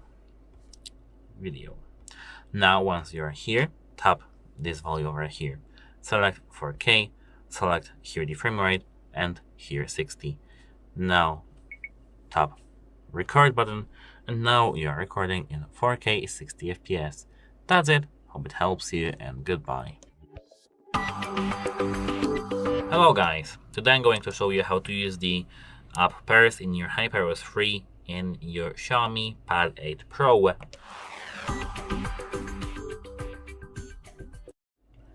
So, at first you need to open two apps that do support it. So, let me for example open Spotify, and let me for example open LinkedIn. Now open the list of your applications and hold the finger on one application.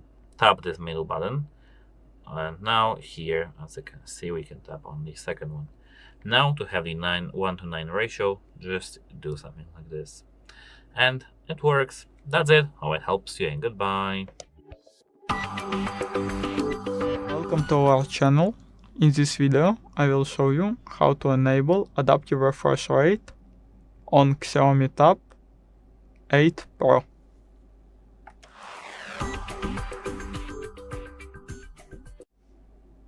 First of all, go to the settings, screen and display and brightness. Here refresh rate, and here you must choose default. That's the same that adaptive. Thank you for watching. Please subscribe and press like button below the video. And goodbye. Hello guys, today I got the Xiaomi Pad 8 Pro, and I'm going to show you how you can easily enable the Dolby Atmos.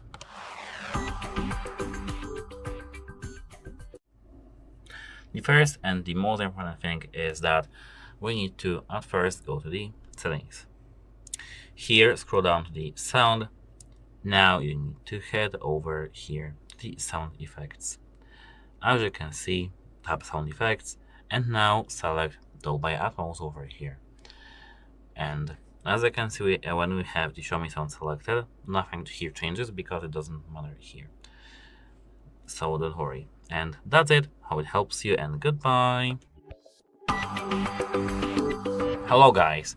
Today I've got the Xiaomi Pad 8 Pro, and I'm going to show you how to enable the LDAC codec for the high quality Bluetooth audio.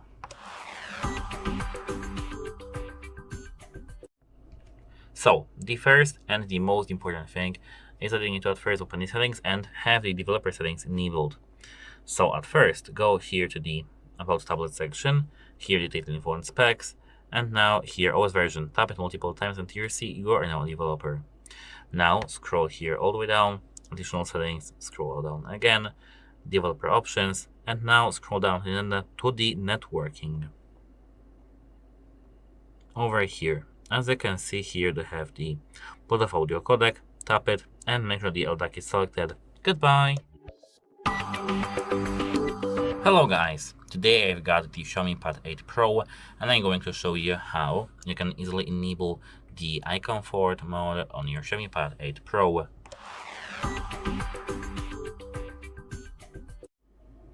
The first and the most important thing is that at first you need to open the settings.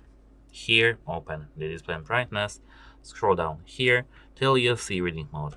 Tap reading mode, and to enable this, here you need to have this tick set.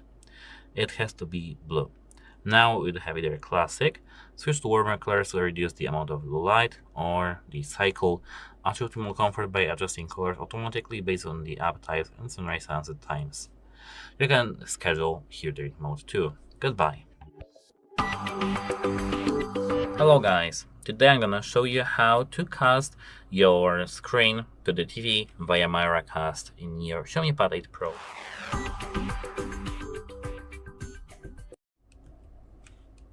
So, the first and the most important thing is that you need to at first scroll down to the control panel right here.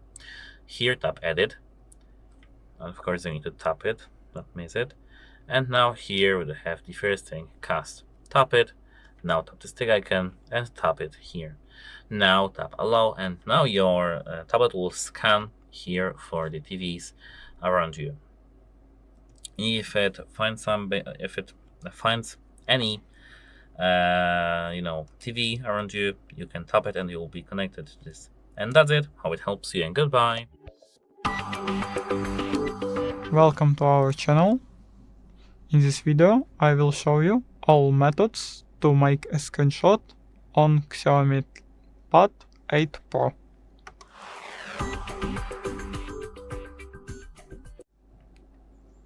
First of them, let's swipe down a bit using 3 fingers. The next one is the pressing button here. And press power button and the volume down button. That's it. Thank you for watching. Please subscribe, press like button below, and see you in another videos. Hello guys! Today I've got the Xiaomi Pad 8 Pro and I'm going to show you how to change the refresh rate on this device. The most important thing is that you need to, at first, of course, go into the settings over here. Now you need to go straight to the display and brightness, scroll down here till you see refresh rate. As you can see, to change the refresh rate, tap at first Custom, tap refresh rate, and now we have 60, 90 or up to 144 Hz. Apart from that, you can just tap default and it will be set based on the scenario. The fixed 144 is just nice for the eye. Goodbye. Welcome to our channel. In this video I will show you how to use Dolby Atmos on Xiaomi Pad 8 Pro for better sound.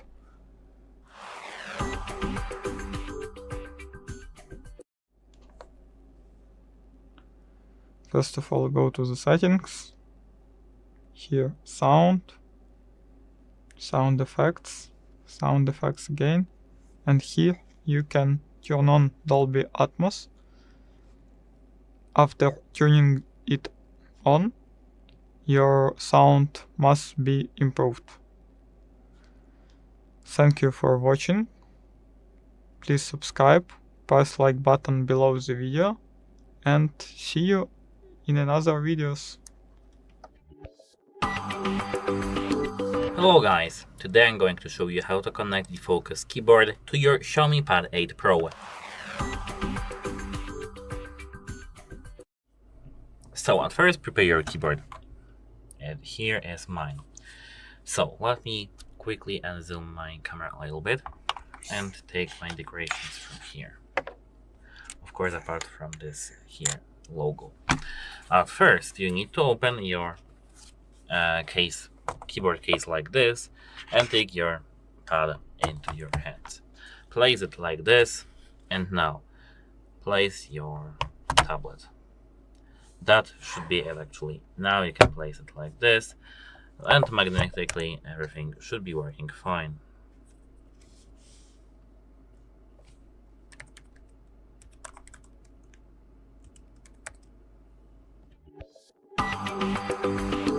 Hello guys, today I've got the Xiaomi Pad 8 Pro and I'm going to show you how to take a screenshot.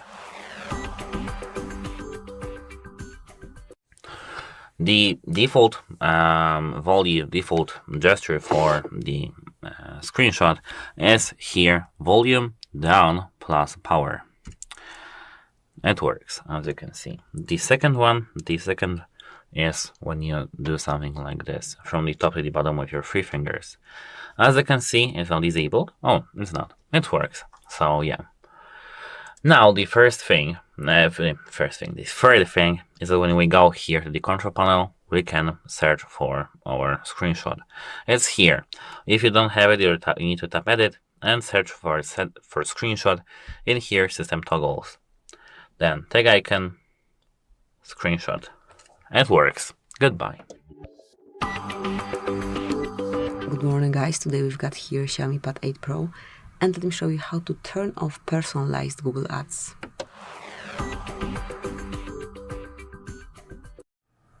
So at first, open the settings, then scroll down and open Google.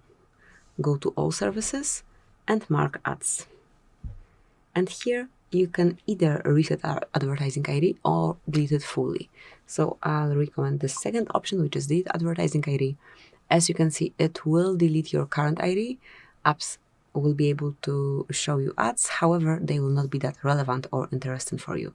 So if you want to do it, just mark delete advertising ID, and that's it. As you can see, it has been done. Whenever you want to get a new one, if you want to see some more relevant ads, you can get new advertising ID right here.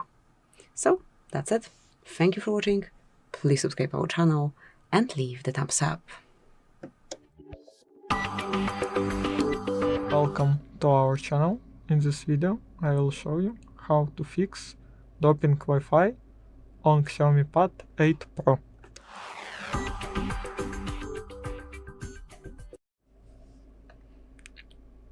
To fix it, you need to go to the more connectivity options.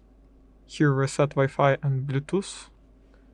Here press reset settings, lower your pattern and press OK.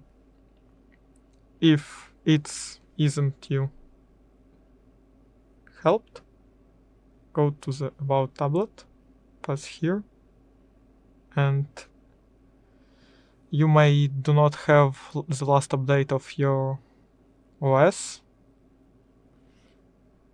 That's all. Thank you for watching.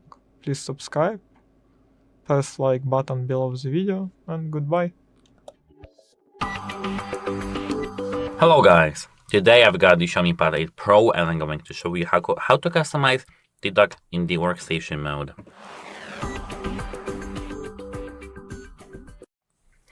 Of course, we have to at first open our workstation mode. So settings, features for tablets, workstation, enable, start, and now as you can see here they have our dock. If we close this application or move it somewhere here, we can free up the space for doing so. So at first we need to hold this application, and here you can move it out from here and place it on the main screen. You can remove it also by holding your finger on it and tapping this button over here. If you want to add some application, tap it here open, for example, here notes, we have here notes. TikTok, hold it, and now you need to just put it here. And that's actually how it works. Goodbye. Welcome to our channel. In this video, I will show you how to use AI writing assistant in HyperOS 3 on Xiaomi Pad 8 Pro.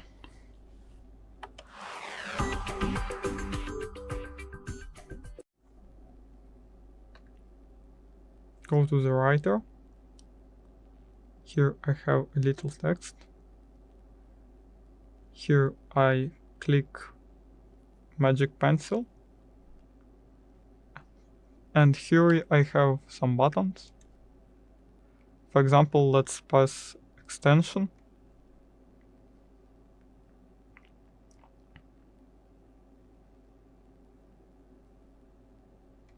That's it.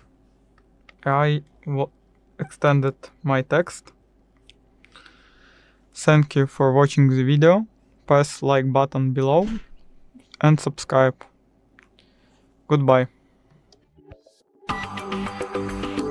Hello guys, today I have the Xiaomi Pad 8 Pro and I'm going to show you how to set up the AI writing assistant in your HyperOS 3.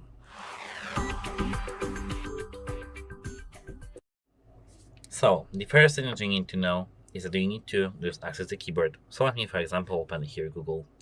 Now you need to find the button here called, when you tap here, in a moment, here. If you hold your finger over here, you'll see this pen icon. Tap this pen icon. As you can see, enter your prompts. Just you need to here enter any prompt, for example, story about HardReset.Info YouTube channel. And now here, tap this arrow icon. As you can see, I don't have any Wi-Fi connection, so I won't show you this, but that's how it works. Goodbye. Welcome to our channel. In this video, I will show you how to fix apps crashing on Xiaomi Pad 8 Pro.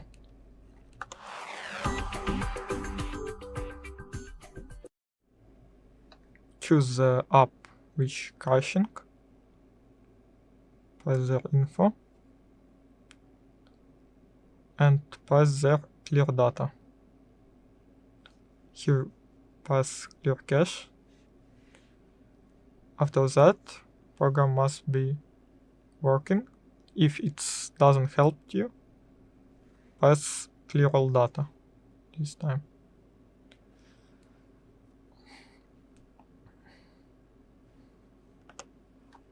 If you had done these steps it doesn't help you, that means that it's issue on app, not on your tablet. Thank you for watching. Please subscribe, press like button below, and goodbye. Welcome. In this video, I will show you how to remove reflections from photos in one single tap on your Xiaomi 8 Pad Pro.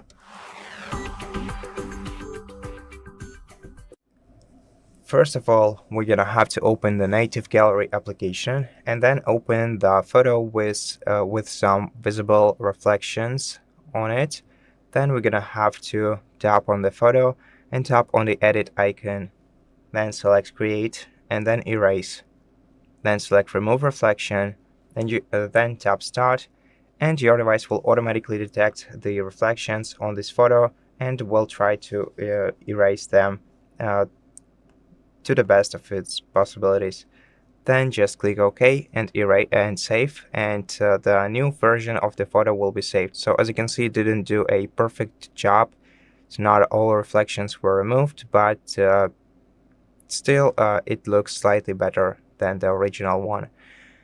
And that's pretty much it. So thank you so much for watching this video. If you liked it, please consider subscribing to our channel, leave us a like in the comment below, and I'll see you in the next one. Hello guys! Today I've got the Xiaomi Pad 8 Pro and I'm going to show you how to fix Wi-Fi dropping in this device. So, actually, the first thing that we need to do is to open the settings. Open here Wi-Fi, and once you're connected to any network that you have here on the list, you need to open here this arrow. Not sure. Wait a moment. Here it works. This arrow button. Here scroll all the way down. Forget network. Okay. Select this network back again. And try to connect to this same network back again. This should work for you. If it doesn't work for you, you need to restart the router. Apart from that, toggle the Wi-Fi off and toggle the Wi-Fi on back again, and everything should be fine.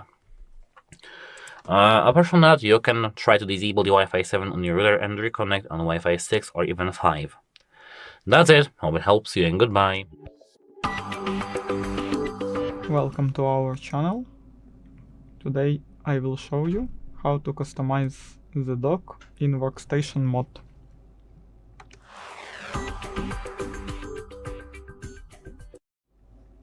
First of all, go to the settings, feature for tablets, workstation, turn on workstation. Here you can see the dock. You can add or delete programs there. Just press minus. If you want to add something, you can find it there. And like do this. And now you have button home. You can add programs here too.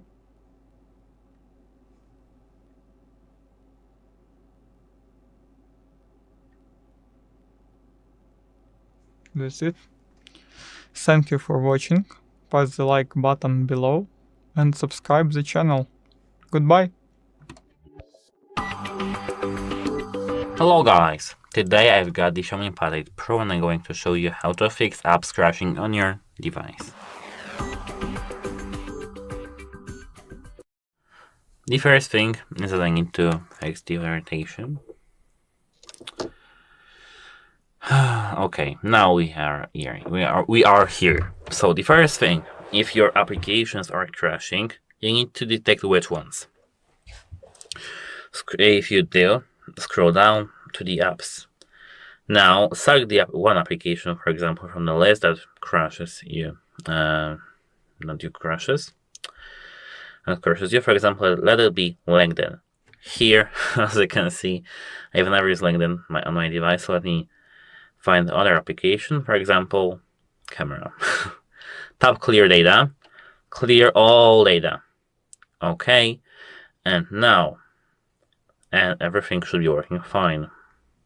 If it doesn't work fine, you need to go to the next thing. Open the Play Store, and you need to be signed into your account. Try to update your applications to the latest versions. If it doesn't work, you need to just reinstall them. Goodbye. Welcome to our channel. In this video I will show you how to fix a problem with not playing sound of notifications on Xiaomi Pad 8 Pro.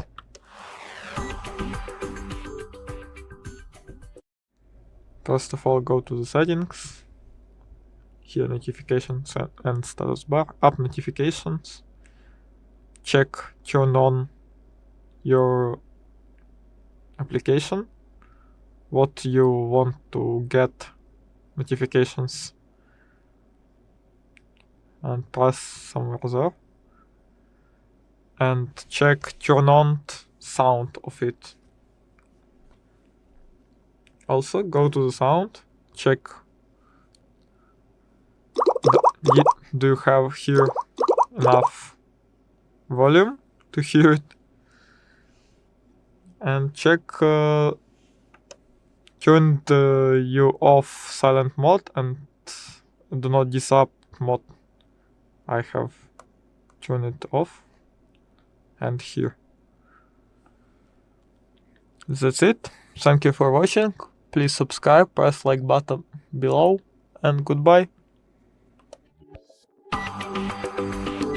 Hello guys! Today I've got the Xiaomi Pad 8 Pro and I'm going to show you how you can easily fix overheating during gaming in your Xiaomi Pad 8 Pro. So, the most important thing is that you need to go to the settings and open the display settings. When you are gaming, you use mainly your display and of course internal specs. So for example CPU, etc. To avoid the use of the display and reduce somehow the overheating, you need to lower the brightness level. As you can see, this was my automatic brightness over here, but the best for gaming is as lower as you're comfortable with. As low, of course. Apart from that, go to refresh rate. And if you don't need the 144 Hz, set it, for example, here to custom, and for a moment, of course, 60 or 90. Just for a moment. That should be it from the display settings. And apart from that, here, clear all in the top right corner. Do this while gaming. And that's it, how it helps you. I mean while gaming, before. And that's it, how it helps you, and goodbye. Hello guys, today I've got the Xiaomi Pad 8 Pro and I'm going to show you how to fix the slow charging issue.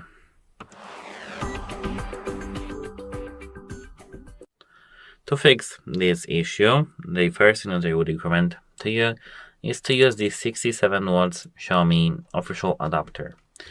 If it doesn't work for you, check the USB Type-C cable condition. If it's in the wrong condition, you need to change the cable. The best is the official one that the Xiaomi gives you. If you, for example, lost it or damaged it, you need to buy a new one that has the power delivery certification and the maximum wattage of delivery of minimum 60, 70, maybe 80 watts or even more, but you know, he would have only 67 watts. Apart from that, what I do recommend doing is to check for the cable, not cable, the power outlet. Try to replace the power outlets, change them, and if it does work for you, that's nice. But if it doesn't, you need to contact the device support. As you can see, apart from these all things, in the software you have one thing. In the settings, battery protection, here they have charging protection. Disable smart charging or battery protection, select charge fully. And goodbye, have a nice day. Hello guys, today I've got the Xiaomi Pad 8 Pro and I'm going to show you how to use the portrait mode split screen. Let me quickly put my tablet portraitly, like this. Okay. So what we've got here is our tablet, as you can see. And the first thing you need to do is to open the application. The first application that should and that supports the split screen. I know that this is TikTok, so let me open TikTok. And I need to now do something like this to open the all apps. Now we need to hold our finger on this separate one application and tap this button, middle button. Now we need to select the second application, and it can be Spotify, for example. Here, next, start. As you can see, it works. In the video, we do have video plus notes, so let me show you how this combo works. But now let me delete it all here. Camera, while using the app, here, notes, here, and now. Two applications. The first is camera, which as you can see is locked, and notes, which aren't locked. So, the moral is that we can't perform videos with this. And yeah, that's it, how it helps you, and goodbye. Hello guys, today I've got the Xiaomi Pad 8 Pro and I'm going to show you how to fix notification sounds not playing in your device.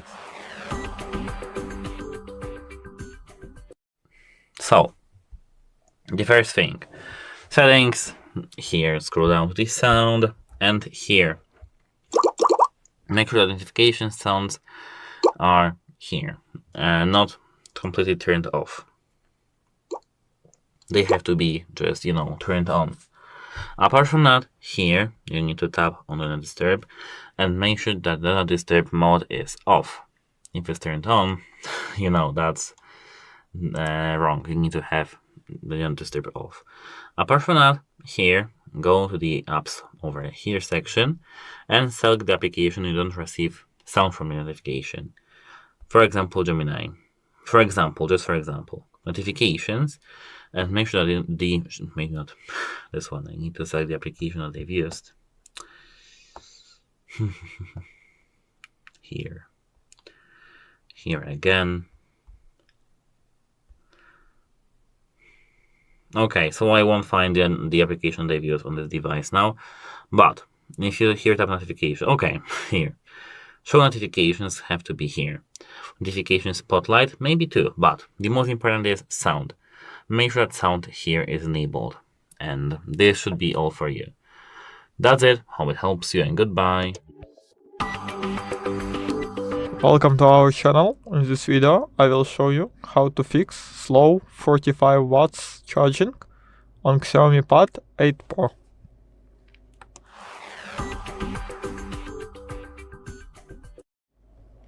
First of all, sure that you are using official 45 or higher Xiaomi charger that came with the device,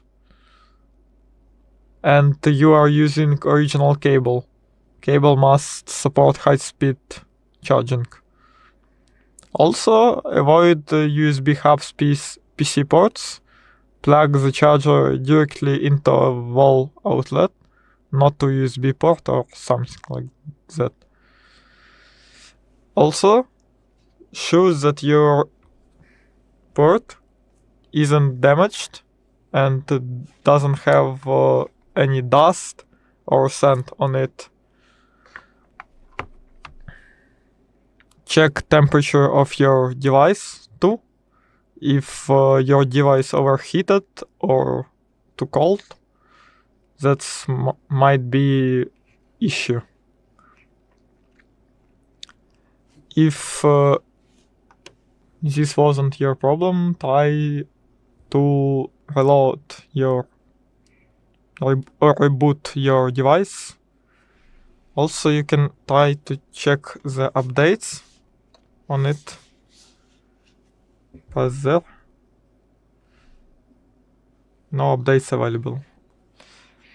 That's all. Thank you for watching.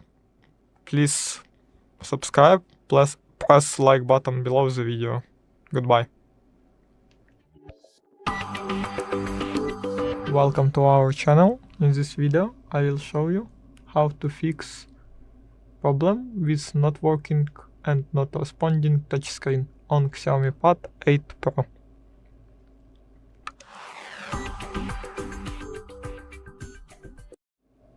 First of all, if you have defensive screen or something like that, try to remove it. Also, you can try to clean the screen like I am now. It may help you. If it doesn't help you, try to restart your pad.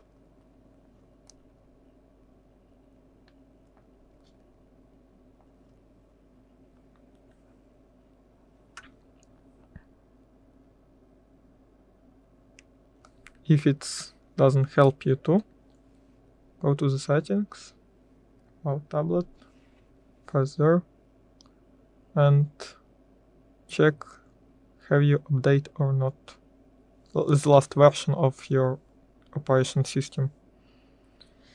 If your system do not update, that means that you have the latest